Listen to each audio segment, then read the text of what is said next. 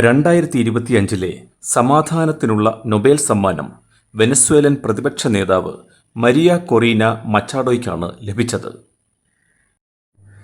ഈ വർഷത്തെ സമാധാനത്തിനുള്ള നൊബേൽ സമ്മാനം മരിയ കൊറീന മച്ചാഡോയ്ക്ക് ലഭിക്കുമ്പോൾ കരുത്തായി മാറുന്നത് വെനസ്വേലയിലെ ജനാധിപത്യ പോരാട്ടങ്ങളാണ്. ഏകാധിപത്യത്തിനെതിരെ ജനാധിപത്യത്തിനായി അവർ നടത്തിയ പോരാട്ടങ്ങൾക്കാണ് ഈ അംഗീകാരം. സർക്കാർ അയോഗ്യയാക്കിയിട്ടും പ്രതിപക്ഷത്തെ വിജയത്തിലേക്ക് നയിച്ചതിൽ അവരുടെ നേതൃത്വം നിർണായകമായി.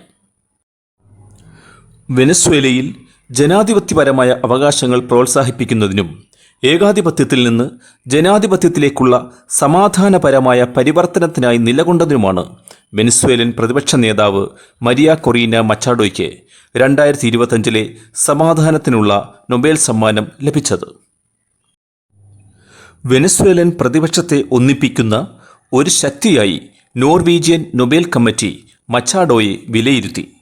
കടുത്ത ഭീഷണികളെയും ഒളിവിലിരിക്കേണ്ട സാഹചര്യങ്ങളെയും അതിജീവിച്ചുകൊണ്ടുള്ള അവരുടെ അശ്രാന്ത പരിശ്രമം കമ്മിറ്റി എടുത്തു പറഞ്ഞു.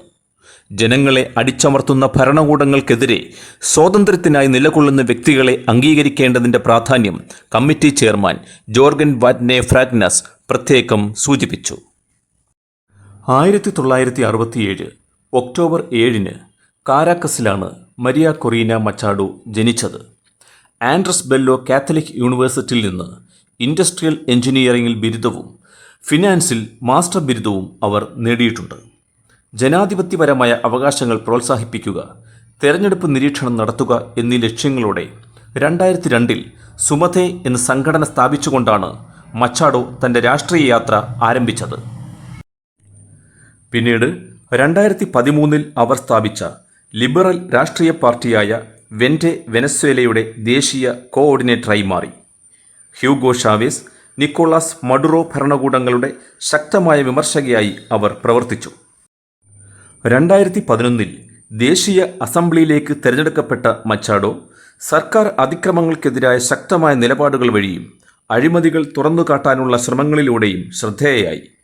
2014 വെനസ്വേലൻ പ്രക്ഷോഭങ്ങളിലെ പങ്കാളിത്തം കാരണം അവർ ദേശീയ അസംബ്ലിയിൽ നിന്ന് പുറത്താക്കപ്പെടുകയും തുടർന്ന് ക്രിമിനൽ അന്വേഷണങ്ങൾ നേരിടുകയും ചെയ്തു. എങ്കിലും 2023 പ്രതിപക്ഷ പ്രൈമറികളിൽ 92% വോട്ടുകൾ നേടി മച്ചാഡോ നിർണായക വിജയം ഉറപ്പിച്ചു. എങ്കിലും 2024 പ്രസിഡന്റ് തെരഞ്ഞെടുപ്പിൽ മത്സരിക്കുന്നതിൽ നിന്ന് വെനസ്വേലൻ സർക്കാർ അവരെ അയോഗ്യയാക്കി. എങ്കിലും പതറാതെ മുന്നോട്ടു പോയ മച്ചാഡോ തെരഞ്ഞെടുപ്പിൽ മത്സരിക്കാൻ അനുമതി ലഭിച്ച എഡ്മുണ്ടോ ഗോൺസാലസ് ഉറൂട്ടിയെ പിന്തുണയ്ക്കുകയും അദ്ദേഹം 74% വോട്ടോടെ 2024 ജൂലൈ 28 തെരഞ്ഞെടുപ്പിൽ വിജയിക്കുകയും ചെയ്തു. ഈ ഘട്ടത്തിൽ വെനസ്വേലയുടെ ജനാധിപത്യ ശക്തികളെ ഏകീകരിക്കുന്നതിൽ മച്ചാഡോയുടെ നേതൃത്വം നിർണായകമായിരുന്നു. നൊബേൽ സമ്മാനത്തിന് പുറമെ 2024 അവർക്ക് മറ്റ് അന്താരാഷ്ട്ര പുരസ്കാരങ്ങളും ലഭിച്ചിരുന്നു.